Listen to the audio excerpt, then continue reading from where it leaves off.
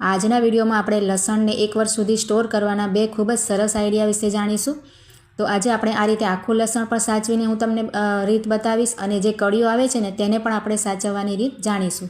તો સૌથી પહેલાં તો આપણે જ્યારે લસણ લઈ આવે ને તો તેને આ રીતે મોટા વાસણમાં પ્લેટમાં કે આ રીતે ખુલ્લું કરી અને 1 દિવસ માટે છે ને આપણે હવામાં રાખી દેવાનું. જો આ રીતે આપણે તડકામાં નથી રાખવાનું, તેને જરાક આપણે હવા લાગે ને એ રીતે રાખી દેવાનું. જો ઘરમાં જ આપણે પંખા નીચે પણ આપણે રાખી શકાય. આ રીતે લસણને 1 દિવસ ખુલ્લું રાખવાથી નવા લસણમાં જે ભેજ હોય છે તે પણ દૂર થઈ જાય છે અને તેના કારણે લસણ જલ્દી બગડતું નથી. તો સૌથી પહેલાં આપણે આખા લસણનો આ રીતે ઉપરનો રેસાવાળો ભાગ અને નીચેનો જે દાંડીવાળો ભાગ છે તે આપણે અલગ કરી લેવાનો રહેશે. જુઓ, ઉપરનો પહેલાં રેસાવાળો ભાગ આપણે કટ કરી લઈશું અને પાછળનો પણ ભાગ આપણે કટ કરી લઈશું, કારણ કે આ બંને ભાગમાંથી લસણ ખરાબ થવાની કે પછી જીવાત પડવાની શરૂઆત થાય છે. તો આ રીતે લસણ કપાય નહીં એ રીતે સાચવીને બંને ભાગ આપણે પહેલાં કટ કરી લઈશું અને ઉપરના જરાક છોતરા પણ આપણે દૂર કરી લઈશું. જુઓ, આ રીતે આપણે બધા જ ગાંઠિયાને તૈયાર કરી લેવાના છે. જુઓ, આ રીતે ઉપરના છોતરો જરાક અમથું આપણે કાઢી લેવાનું છે અને આ રીતે જ અહીંયા બધા જ આપણે ગાંઠિયા લસણના તૈયાર કરીને રેડી કરી લેવાના. તો જુઓ, અહીંયા મેં બધા જ ગાંઠિયા આ રીતે તૈયાર કરી લીધા છે અને આ રીતે લસણના ગાંઠિયા બધા જ તૈયાર થઈ ગયા પછી આપણે અહીંયા લઈ લઈશું એક ન્યૂઝપેપર. જુઓ, આ રીતે ન્યૂઝપેપર લઈ લેવાના અને તેને આ રીતે બંને બાજુથી પટ્ટી વાળી અને આપણે તેનો એક બેગ તૈયાર કરી લઈશું, એટલે કે કવર તૈયાર કરી લઈશું. જુઓ, પહેલાં આ રીતે સીધી પટ્ટી નીચેથી ફોલ્ડ કરવાની અને તેને વચ્ચેથી પછી આ રીતે વાળી દેવાનું. જુઓ, એટલે સરસ આપણે છે ને એક બેગ જેવું તૈયાર થઈ જશે. તમે વિડીયોમાં જોશો એટલે તમને ફાવશે. જુઓ, આ રીતે અહીંથી વાળી અને આપણે એક સ્ટેપલર આવે છે એ લઈ લેવાય, અથવા તો સ્ટેપલર ના હોય તો જે સેલો ટેપ આવે છે તેનાથી પણ આપણે બનાવી શકાય. જુઓ, એકદમ સરળ છે. આ રીતે પિન મારી દઈશું આપણે બધી બાજુએથી પટ્ટીમાં અને કવર તૈયાર કરી લઈશું. જુઓ, આ રીતે કવર તૈયાર થઈ જાય ને પછી આપણે લસણના જેટલા ગાંઠિયા આ રીતે રેડી કર્યા છે ને તેને આપણે આ રીતે અંદર ભરી દઈશું. તો અહીંયા આપણે 2-3 પાકીટ પણ તૈયાર કરી શકાય. તમારે વધારે પ્રમાણમાં લસણ સ્ટોર કરવું હોય તો નાના નાના આ રીતે પાકીટ બનાવવાના અને અલગ અલગ આ રીતે સ્ટોર કરી લેવાના. જુઓ, ભરી લેવાના બેગમાં. હવે આપણે આ બેગને અંદર હવા ન ભરાય એ રીતે આપણે તેને ફોલ્ડ કરી લઈશું. જુઓ, આ રીતે તેની ઉપરથી પટ્ટી વાળી લઈશું અને ત્યાર પછી તેની ઉપર પણ સેલોટેપ અથવા તો જે સ્ટેપલર પિન આવે છે તેનાથી પેક કરી લઈશું.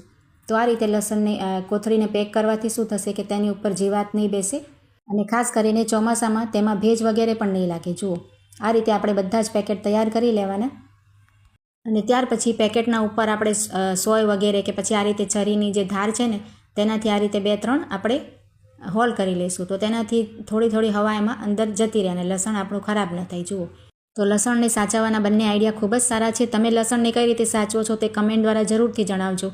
હવે આપણે લસણની કળીઓને કઈ રીતે સાચવી શકાય એ રીત જોઈ લઈશું. તો તેના માટે લસણની કળીઓને પહેલાં તો આપણે આ રીતે અલગ કરી નાખવાની. જુઓ, એના છોતરા ઉપરથી ન નીકળે એ રીતે આપણે અલગ કરી લઈશું અને આ રીતે પીળી પડી ગયેલી કે કાળી કે પછી પોચી જે કળીઓ હોય ને તેને આપણે અલગ કરી લઈશું.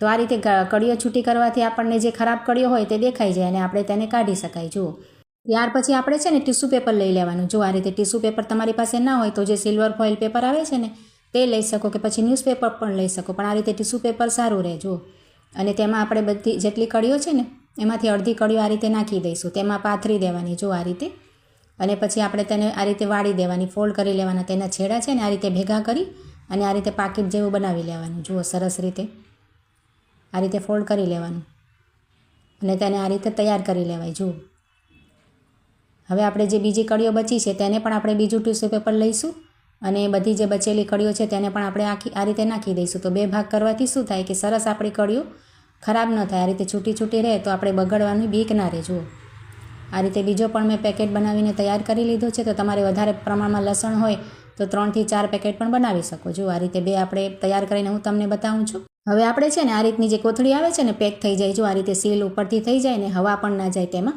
અને તેની વાસ પણ લસણની બહાર નહીં નીકળે એ રીતની આપણે આ થેલી લઈ લેવાની. જુઓ, જીપલોક થેલી પણ તમે લઈ શકો છો અને આ રીતે થેલીમાં આપણે જેટલા પણ તમારે પેકેટ હોય ને એ પ્રમાણે આ રીતે નાખી દેવાના એની અંદર. જુઓ, આ રીતે રાખી અને તેને આ રીતે ફોલ્ડ કરી લેવાની, ઉપરથી સરસ સીલ પેક કરી લેવાની.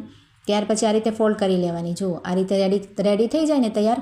ત્યાર પછી આપણે જે ફ્રીજ હોય છે ને તેમાં ફ્રીઝર જે હોય છે ને આઈસનું, બરફનું, તેની નીચેની તમે જોયું હશે કે આ રીતે બરફની નીચે એક ટ્રે હોય છે ને તેની અંદર આ કોથળીને આપણે રાખી દેવાની. તો આ રીતે તમે 1 વર્ષ સુધી આ રીતે કળીઓ સાચવી શકશો. જુઓ, જ્યારે પણ જરૂર હોય ત્યારે તમે કાઢીને વાપરી શકો. ખૂબ જ સરસ આ આઈડિયા છે, તમે ટ્રાય કરીને જોજો. લસણ તમારું જરા પણ નહીં બગડે. અને બંને આઈડિયામાંથી તમને કયો આઈડિયા ગમ્યો તે પણ જણાવજો, અને સારો લાગ્યો તો લાઇક કરજો, કમેન્ટ કરજો, અને આવા જ બીજા આઈડિયા જોવા માટે ચેનલને સબસ્ક્રાઈબ કરજો.